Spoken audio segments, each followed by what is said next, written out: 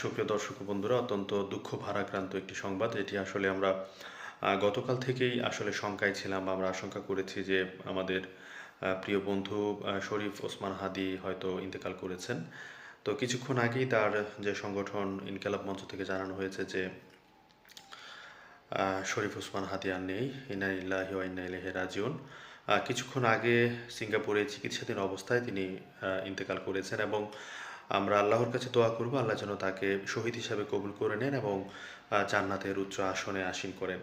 আপনারা জানেন যে এর আগে গেল শুক্রবার জুমার নামাজের পর যখন রাজধানীর বিজয়নগরে তিনি নির্বাচনী ক্যাম্পেইন করছিলেন, ঠিক সে সময় কিন্তু তিনি টার্গেট কিলিংয়ের শিকার হন এবং তাকে মাথায় গুলি করা হয়। এরপর তাকে রাজধানীর ঢাকা মেডিকেল কলেজ হাসপাতালে চিকিৎসা শেষে সেখানে অপারেশন করে কিন্তু রাজধানী এবারকের হাসপাতালে রাখা হয় এবং সেখান থেকে এয়ার অ্যাম্বুলেন্সে করে তাকে সিঙ্গাপুরে নেওয়া হয় এবং মৃত্যুর আগ পর্যন্ত তিনি সিঙ্গাপুরে চিকিৎসাধীন ছিলেন।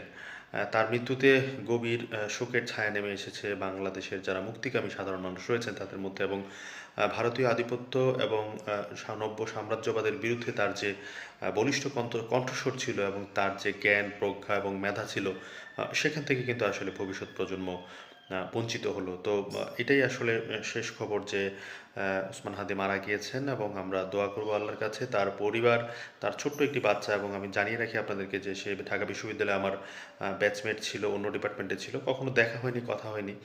আমরা একই ব্যাচের শিক্ষার্থী ছিলাম। তার একটি ছেলে রয়েছে এবং তার বয়স 1 বছর হয়েছে কেবল। তার পরিবার যেন সেটি সহ্য করতে পারে আমরা জানি না আসলে কি হবে, এবং ভবিষ্যতে যারা এই ধরনের তরুণ প্রজন্ম বাংলাদেশে মাথাচাড়া দিয়ে উঠবে বা যারা এভাবে মানে সত্যের পক্ষে কথা বলবে তাদের কি হবে আমরা আদৌ জানি না। আমরা চাই আল্লাহ যেন তাকে বেহেশত নসিব করেন এবং তার পরিবারকে যেন সুখ শক্তি দান করেন। সবাই তার জন্য দোয়া করবেন। আল্লাহ হাফেজ।